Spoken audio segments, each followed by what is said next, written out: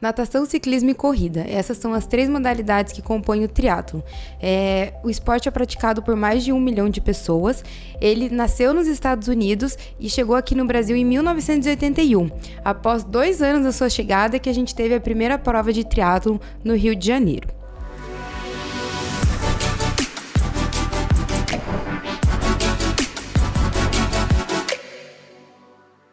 Oi, estamos aqui com o Conecta Med, seu podcast de saúde e bem-estar. Eu sou Jéssica Calisto e hoje a gente está aqui com o Felipe Santos, triatleta e treinador, já ganhou inúmeras provas, é formado em Educação Física e Marketing e as últimas 2 conquistas dele foi o Sesc Caiobá, primeiro lugar, e o Iron do Panamá, né?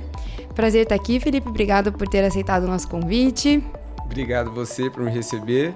Foi isso aí, graças a Deus comecei o ano muito bem, né? Fui campeão do Ironman 70.3 Panamá e campeão do Sesc Triatlon Amador Olímpico. Então são 2 provas bem distintas uma da outra, com uma semana de diferença, mas consegui desempenhar bem nas 2. Parabéns, a gente fica feliz com o curitibano tendo essas conquistas. Obrigado. Antes de puxar um pouquinho para a tua vida pessoal, queria que explicasse para o pessoal de casa as 3 modalidades, como que funciona, se tem uma ordem para as provas, as distâncias, os tempos. Claro, pra gente convencer a pessoa a praticar triatlon, a gente mente que é só as 3 modalidades. Depois que ela entra, a gente fala que tem que pagar um fisioterapeuta, tem que pagar um médico, tem que pagar uma nutricionista, um cara para fazer musculação. Então você vê que o triatlon ele começa a ser muito maior do que só as 3 modalidades, né? Hoje, toda a prova ela segue a mesma sequência, que é a natação, bike e corrida. As distâncias são variáveis, assim. Eu vou falar do mais curto, né, que é um super sprint, que hoje vai de 400 metros de natação, 5 km de bike e 2,5 km de corrida. Então, super acessível para quem quer começar. E para quem tem objetivos maiores, acho que o mais famoso de todos é o Ironman, né? Que a galera conhece muito a marca Ironman, a franquia Ironman. Para quem não sabe, o triatlon não se resume a Ironman, né? Ironman é uma marca dentro do triatlon. Então, o Ironman hoje ele tem 2 distâncias. O Ironman 70.3, que é um meio Ironman, e o Ironman 140.6, que é o full, né, que a gente fala que é o Ironman inteiro. O meio Ironman hoje é 1.900 metros de natação, 90 km de bike e 21 km de corrida, que foi esse que eu fiz no Panamá e acabei ganhando.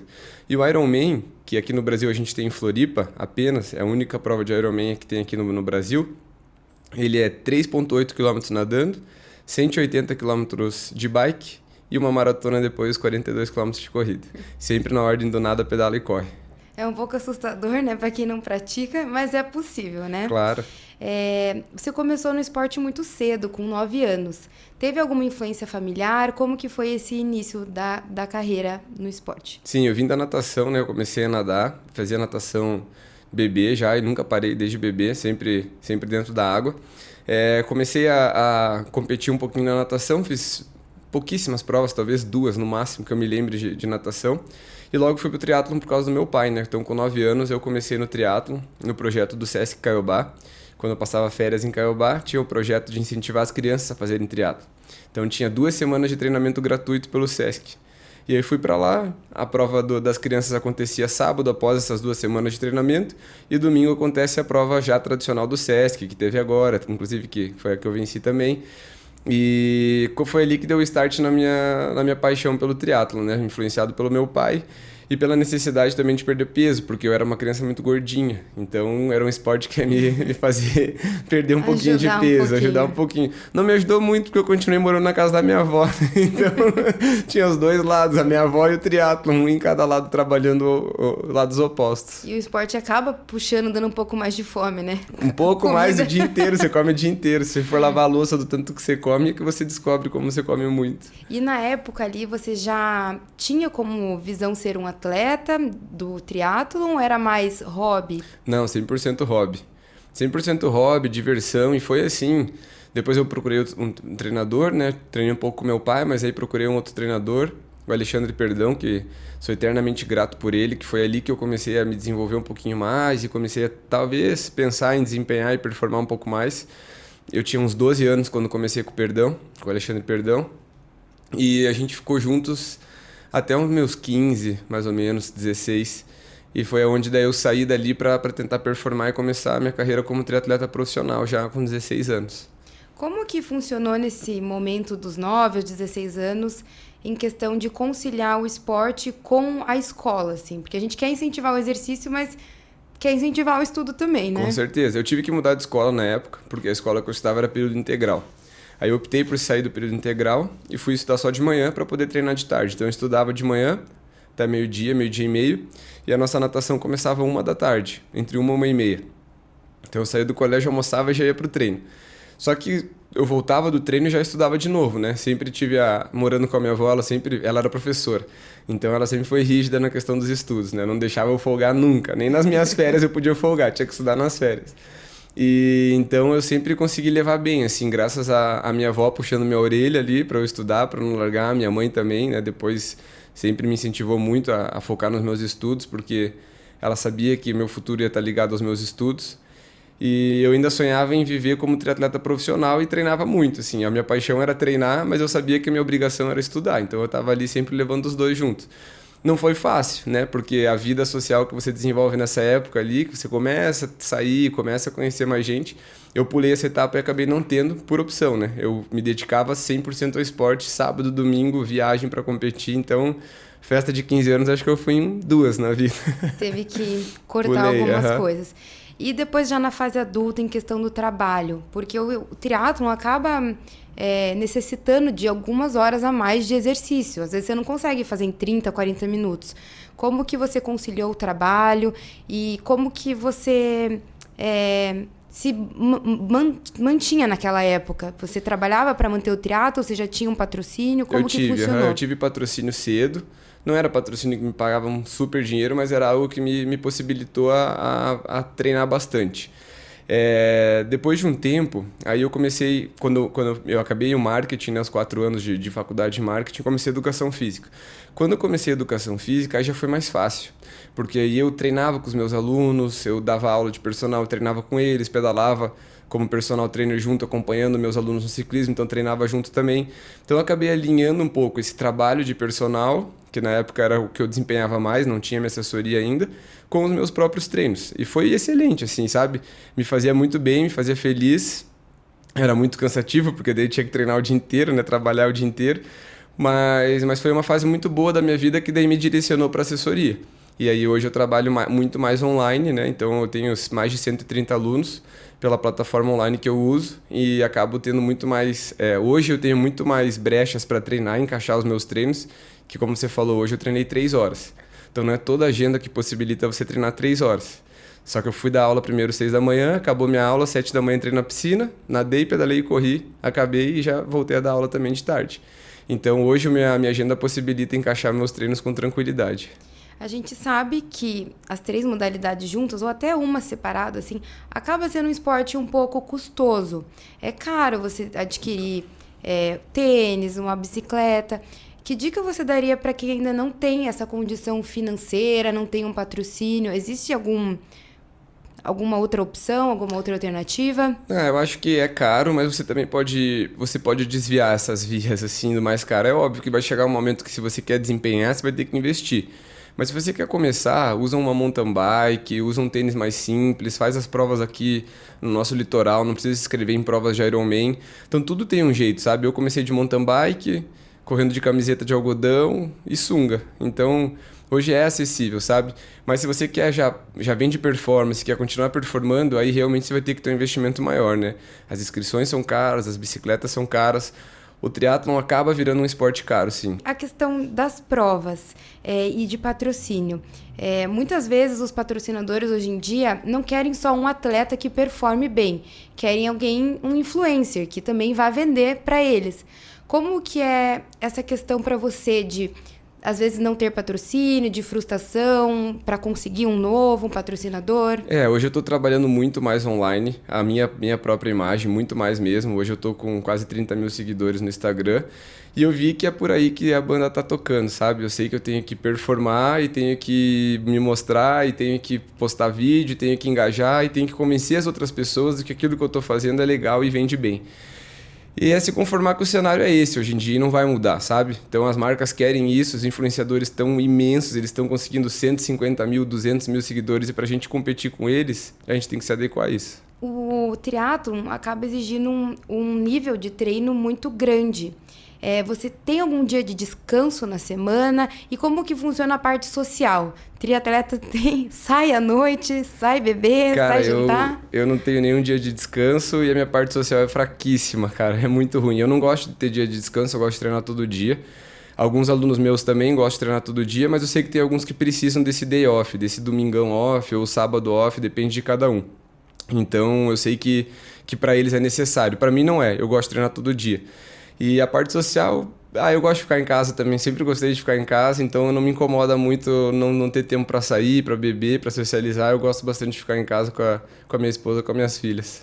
Que legal. Nesse volume intenso de treino, o que você faz para prevenir lesão? Como que você não fica machucado? Cara, é possível? É quase impossível. Eu me machuco muito, eu faço musculação, faço fisioterapia, faço massagem, tento fazer todos os profiláticos possíveis, mas ainda assim acabo me lesionando com uma certa frequência, porque é um esporte de alta performance, sabe? Então eu procuro me desempenhar sempre em alta performance. Então eu já tive várias lesões, mas eu faço tudo para melhorar, assim. E musculação hoje é meu foco principal. E no momento de prova, a natação é a primeira modalidade. Se você parte já de uma natação mais ruim, não desempenhou tão bem, como dá tempo de recuperar? Como que você trabalha a sua cabeça para seguir em frente e não desistir da prova? Dá tempo, mas a cabeça é dura. Teve uma prova que eu ganhei, que foi o Challenge Itaipu, que a gente largou no Paraguai, e daí vinha pela Itaipu pedalando até o lado brasileiro, aí terminava no Brasil. Eu fui o último a sair da natação, e quando eu vi que só tinha minha bicicleta ali, que eu saí da natação para pegar minha bicicleta, eu falei, cara, eu tô em último, cara, eu não acredito. Daí eu falei, vou fazer tudo que eu consigo aí por 1 hora. Daí por mais 1 hora, mais uma. E assim foi indo, fui buscando posição, fui subindo, fui me sentindo cada vez melhor e no final das contas acabei ganhando. Então essa foi uma lição muito grande que eu tirei, assim, de nunca desistir, nunca desanimar antes da linha de chegada, sabe? E Felipe, como que é, por exemplo, você estar numa prova e ver um aluno às vezes ultrapassando? Você fica meio balançado? Não, se algum aluno me ultrapassar, isso não aconteceu ainda, mas eu ficava muito feliz, muito. Eu, quando cruzo meus alunos, eu sempre tento incentivar eles, sabe? Na prova do Challenge, que é na distância meio Ironman, que foi em novembro, eu consegui cruzar vários alunos. E cada vez que eu cruzava eles, eu tentava... Algumas vezes não conseguia falar muito, mas quando eu conseguia falar, eu tentava perguntar se estava tudo bem, se precisava de alguma coisa. Não que eu pudesse ajudar em muita coisa, mas eu fico preocupado com eles, sabe? Hoje em dia, assim, a minha felicidade de ver um aluno triunfar é maior do que eu, pessoalmente, triunfar, sabe? Então, me faz muito bem. Que legal. A gente sabe que muitas das provas são em outros países. Como que funciona essa adaptação de altitude, de clima? Quanto tempo antes vocês normalmente vão? E se há treino antes da prova? A altitude eu competi uma vez só, que foi em Guatapé. E não consegui terminar, porque a gente chegou muito em cima da prova, eu era muito novo, me assustei assim com a altitude e não consegui terminar a prova, porque dentro da água já me faltou ar, sabe? Eu já estava desesperado ali com essa falta de ar. Com relação ao calor, que hoje em dia é o que mais pega, assim, porque o Mundial de Ironman, que é onde todo mundo quer chegar, ele era todo ano em Kona. Hoje ele alterna entre Kona e Nice, na França, que também é muito quente, porque no verão europeu e Nice é muito quente. Então essa adaptação que a gente faz, a gente tenta treinar aqui em Curitiba principalmente, que é muito frio, eu tento treinar de casaco, muitas vezes quando não está tão frio, tento treinar sem ventilador, sem ar-condicionado, faço muita sessão de sauna. Claro, se você tem a possibilidade de chegar antes no lugar, 3 semanas antes, é muito melhor, né? Isso você vai se adaptar à umidade do local, ao horário, se tiver fuso horário, então a adaptação seria muito melhor se você conseguir chegar antes. Como não é o meu caso, eu preciso chegar... Se a prova é domingo, que geralmente é domingo, eu chego quinta, eu tento fazer essa adaptação ao calor aqui, sabe? Porque senão eu vou sentir muito, frequência cardíaca vai alterar demais, você tem que... Hoje a relação que a gente faz, que é pace, frequência cardíaca e potência no ciclismo com frequência cardíaca, ela fica muito alterada do frio para o calor. Então se você não treina no calor, provavelmente você vai sofrer muito no dia de prova. E... Fiquei sabendo de uma história, vou puxar um pouquinho para minha especialidade, que durante uma das provas você teve um problema visual. Uhum. Queria que contasse um pouquinho o que aconteceu. Foi minha primeira Ironman, em 2014. E eu tive uma úlcera de córnea. E eu nunca tinha sentido nos treinos antes, por quê? Porque eu treinava de óculos escuro. E no dia da prova, os capacetes que a gente faz a prova são capacetes mais aerodinâmicos. Eles vêm com uma viseira. E essa viseira fica um pouco mais afastada dos olhos, então ela permite que entre mais vento ali. Então eu comecei a fazer a prova normal, estava tudo dentro do esperado. E no final do pedal, eu comecei a ver que estava embaçado, só que eu pensei que a minha viseira do capacete estava suja. Quando eu cheguei na transição do pedal para sair para correr, depois de pedalar os 180, eu tirei o meu capacete e vi que era o meu olho que estava ruim. Aí eu já comecei a ficar preocupado. Eu saí para correr, ele foi piorando cada vez mais, o olho direito e o olho esquerdo também mal. Só que o olho direito eu não conseguia enxergar, ficou todo esbranquiçado. E eu não sabia o que tinha acontecido. E o olho esquerdo também não estava 100%. Então eu optei por sair da prova, abandonei a prova e fui para o hospital. Fiz os exames neurológicos, não tinha nada. Aí fui fazer os exames de olho, né? E aí a gente viu que eu estava com 2 úlceras de córnea, pelo uso da lente de contato, muito tempo com vento, machucando o meu olho. E aí eu fui descobrir que minha córnea é muito fina também. Então, por isso, minha lubrificação do olho também não é muito boa. Então, para continuar fazendo esse tipo de prova, ou eu tinha que operar da miopia, ou lubrificar o olho durante a prova, que é bem difícil você pegar o colírio de um bolso com o capacete pedalando com uma mão e jogar dentro do olho de viseira de capacete. Que é o que eu faço hoje, porque eu não consegui operar, porque eu não tenho espessura de córnea suficiente para operar. Tá conseguindo pingar o colírio, então? Tô. Em locais mais úmidos, por exemplo, Kona, Panamá, Cozumel, eu não preciso pingar. Não me afeta. Mas aqui no Brasil, que Floripa é em maio, é bem seco já. Aí Floripa eu tenho que fazer com o colírio no bolso e ir pingando ele aos poucos. Eu sei que varia de pessoa para pessoa, o quanto ela está desempenhando nos treinos, mas quanto tempo, mais ou menos, de treinamento para a pessoa ir fazer um Iron? Em média, assim, se você pega uma pessoa que já é atleta, que já treina o triatlon base, eu costumo trabalhar com um período específico de 14 semanas. Se eu pego uma pessoa que nunca fez nada, assim, uma pessoa que está saindo do sedentarismo, muitos vão achar que é loucura o que eu vou falar agora, mas eu tive um aluno assim, eu levei ele até a linha de chegada nessas condições, ele treinou 1 ano e meio só. Parece muito pouco, né? Parece loucura mesmo. E realmente eu também acho pouco, porém é possível, porque é o que a gente fez, né? Um aluno meu, a gente terminou a prova em 13 horas e meia, o limite para terminar o Ironman é 17 horas, então a gente terminou com sobra até. E não foi um aluno assim que treinou todos os dias, toda hora, não. Treinava o que dava, um foco maior no final de semana, e um cara que estava bem tranquilo assim com relação ao que vinha. Às vezes você não saber o que te espera é melhor do que quando você sabe o que te espera. Porque daí você vai mais tranquilo pro negócio. E hoje, ele é meu aluno até hoje, então a gente faz provas menores e tal. Então eu digo para vocês assim que eu tive essa experiência que me surpreendeu muito ele com 1 ano e meio conseguir fazer o Ironman. Para quem está começando no esporte, melhor começar os 3 de uma vez ou pelo que gosta mais, pelo que tem mais facilidade? O que você indicaria? Geralmente a pessoa vem de um esporte, né? A maioria vem da corrida, que vem pra mim, chega da corrida.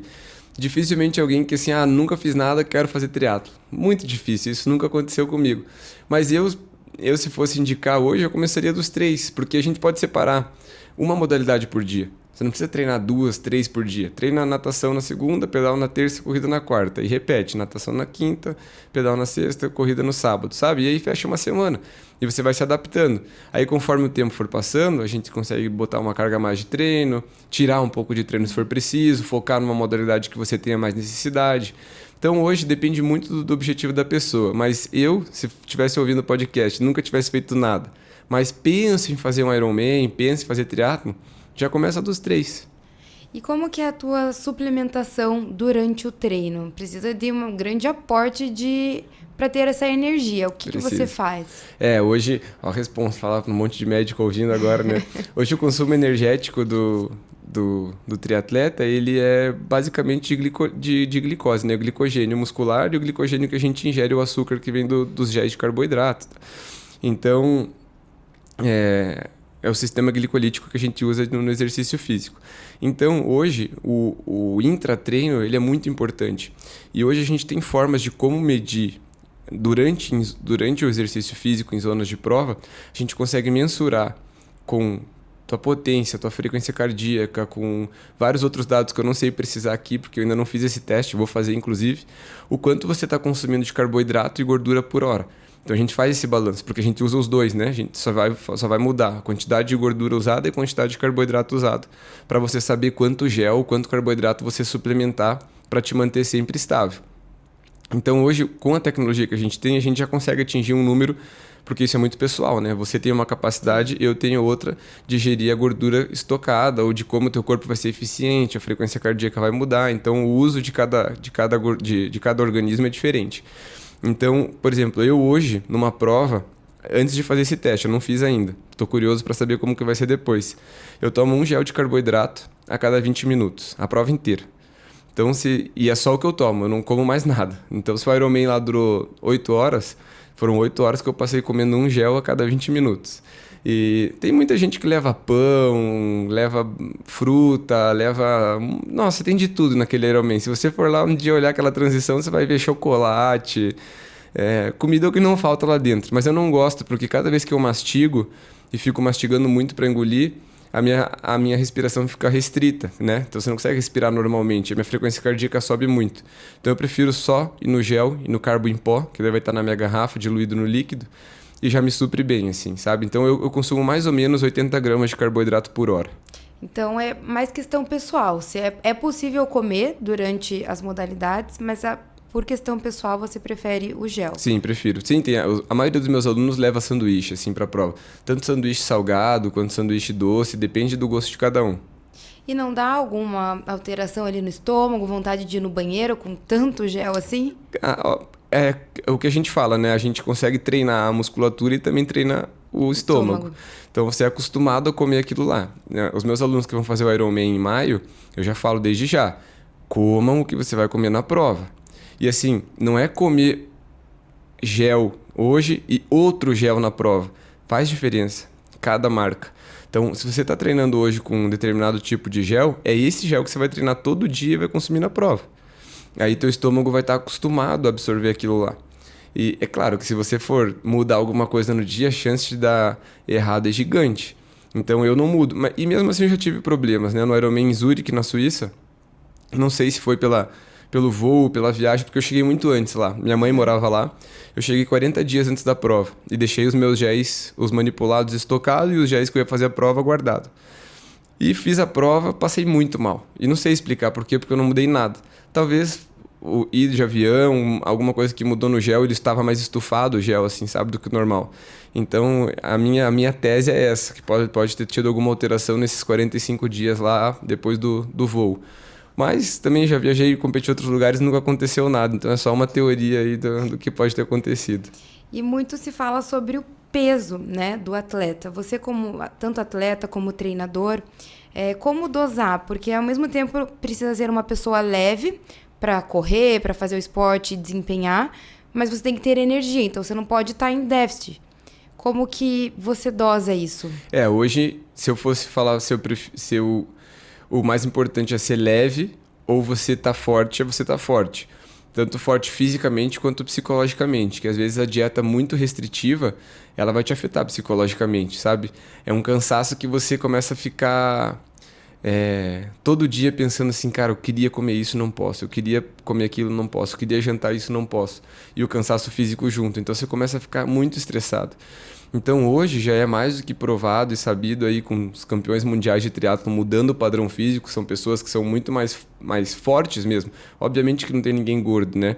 Mas são pessoas fortes. E antigamente a gente pensava que tinha que ser muito magro para você desempenhar. Hoje a gente vê que um dos maiores triatletas do planeta, ele fala que o maior erro de todo mundo é não saber consumir as calorias necessárias. Então o pessoal com medo de engordar ou com medo de ganhar peso acaba deixando de consumir. E aí com isso você usa teu próprio músculo, teu próprio glicogênio muscular para suprir a tua necessidade e você vai ficando cada vez mais fraco e daí perdendo performance. Então hoje você largar a prova com uma reserva energética maior é muito mais importante do que você estar leve. Obviamente. A gente não está falando de pessoas acima do peso e com sobrepeso. Não, são pessoas com um porte atlético, mas não extremamente magros. É por isso da importância ali de todo um cuidado, tanto fisioterapeuta, nutricionista, né? Para direcionar e ter um desempenho melhor.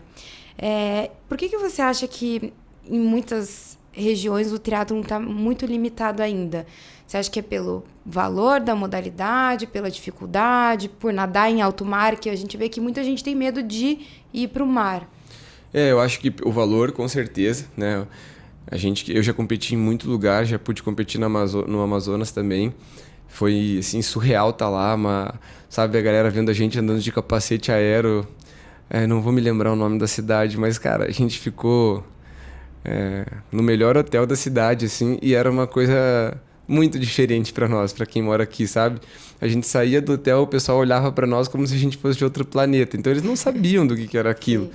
E obviamente que ali ninguém nem imagina que uma bicicleta hoje vai custar o que custa, né? As bicicletas aí estão partindo de 30 mil reais e você pode achar até 130 mil. Então, isso é um fator que limita, obviamente, o desenvolvimento do esporte, mas eu acho que não é único. Por exemplo, aqui em Curitiba, para você nadar hoje é muito caro. Muito caro. Não é todo mundo que está disposto a pagar uma academia que tenha natação, um clube que tenha natação.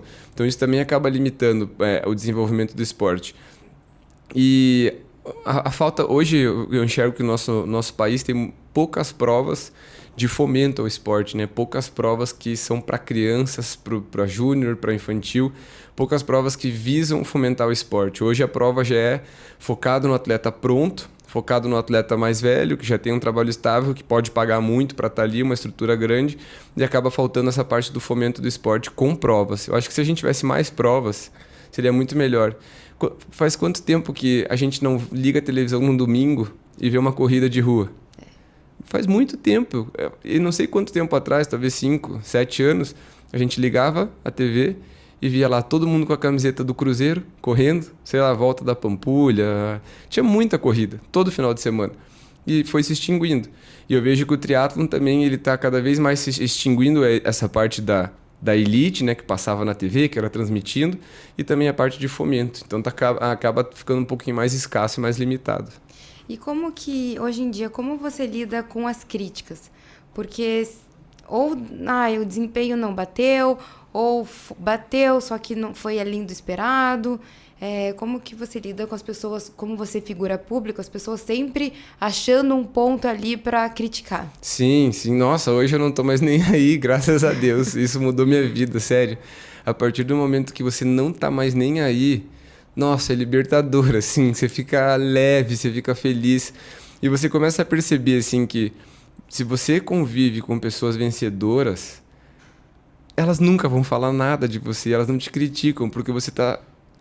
A tua alegria, o teu sucesso, a tua felicidade não vai incomodar elas, porque elas têm isso já, elas já são vencedoras, elas já estão felizes, já atingiram onde elas desejavam chegar ou estão no caminho para isso. Então, você acaba vendo que a maior parte das pessoas que perdem tempo para ir na internet, escrever e te criticar, são pessoas que não estão completamente felizes ainda, ou que estão perdidas no caminho, ou que estão passando por uma situação que está levando elas para baixo. Então, se você se afasta de pessoas que estão indo para baixo e se cerca de pessoas bem-sucedidas... Hoje, tenho muitos treinadores que são meus amigos. Um exemplo é um amigo meu de Jurerê, de Floripa, o Guto. A assessoria dele está imensa, imensa. Então, eu olho pro cara, admiro ele e falo, cara, parabéns, teu sucesso é incrível, me inspira muito, eu quero estar assim. E ele retribui falando a mesma coisa para mim. Eu vejo assim, hoje eu também me considero um empreendedor de sucesso por causa da FS Team. Então eu vejo que todos os meus amigos que estão tendo sucesso na área deles, eles jamais vão me criticar. Eles só vão me apoiar para crescer junto com eles. Então, assim, a gente tem que se cercar de pessoas boas e pessoas que estão subindo na vida. Porque essas pessoas, elas não vão se incomodar com nada da tua felicidade. Pelo contrário, elas só vão te dar suporte para você subir cada vez mais. Muito legal. E Felipe, você já conquistou tantas provas, tantos primeiros lugares. O que vem pela frente? O que você quer realizar ainda? Agora, mais do que tudo, eu busco minha felicidade, assim. E por muitos anos eu me cobrei demais por ser atleta profissional e acabei deixando o esporte me consumir de uma maneira que eu não achei que foi muito saudável. E eu enxergo isso só hoje. Porque enquanto eu estava naquele ciclo de busca de performance, eu não enxergava. Eu achava que aquilo ali me fazia feliz. E eu vejo que não, que hoje o triatlo me faz feliz de uma maneira um pouquinho mais leve. Então eu quero usar o meu esporte, os meus alunos, o meu trabalho para ser feliz todo dia. Todo dia mais feliz, desfrutar com eles do esporte, que esporte é saúde. Eu tenho o melhor trabalho do mundo. Ninguém chega para mim com um problema, como um médico. O médico resolve o problema o dia inteiro. Eu não, eu só divido de bons momentos o dia inteiro. Então o meu aluno me manda mensagem porque treinou bem, o meu aluno me manda mensagem que está feliz, ele está vendo uma prova fora do país. Então assim, hoje o meu trabalho como educador físico, como treinador, ele me permite ser feliz todos os dias. E agora eu me permito também usufruir disso com eles. Então a minha meta para hoje é competir, ser feliz, aproveitar cada momento. E claro que hoje eu gosto de performar, ainda me faz feliz ir para as provas performar.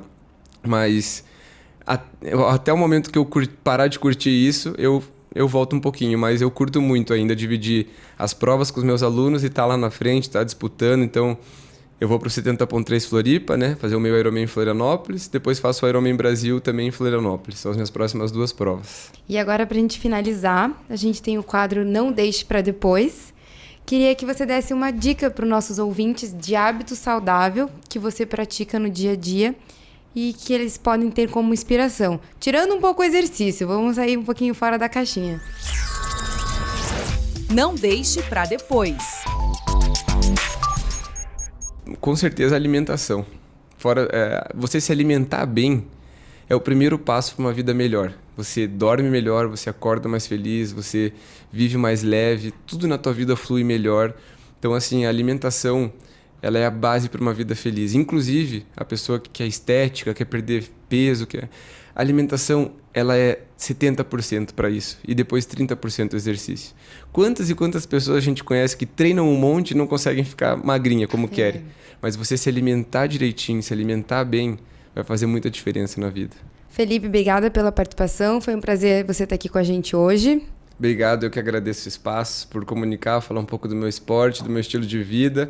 E espero voltar outras vezes com boas notícias também. Com certeza, estamos na torcida pelas provas. Queria agradecer a NutriShake também, que está fornecendo lanchinho para os nossos convidados. Tem um aqui para você, Felipe. Muito obrigado. Quero agradecer pelo presente da camiseta. Vamos usar, com certeza. Obrigado. Espero ganhar provas com ela, vamos ver. Se Deus quiser. E agradecer ao pessoal de casa que está ouvindo. Curta, compartilhe com seus amigos, com seus familiares.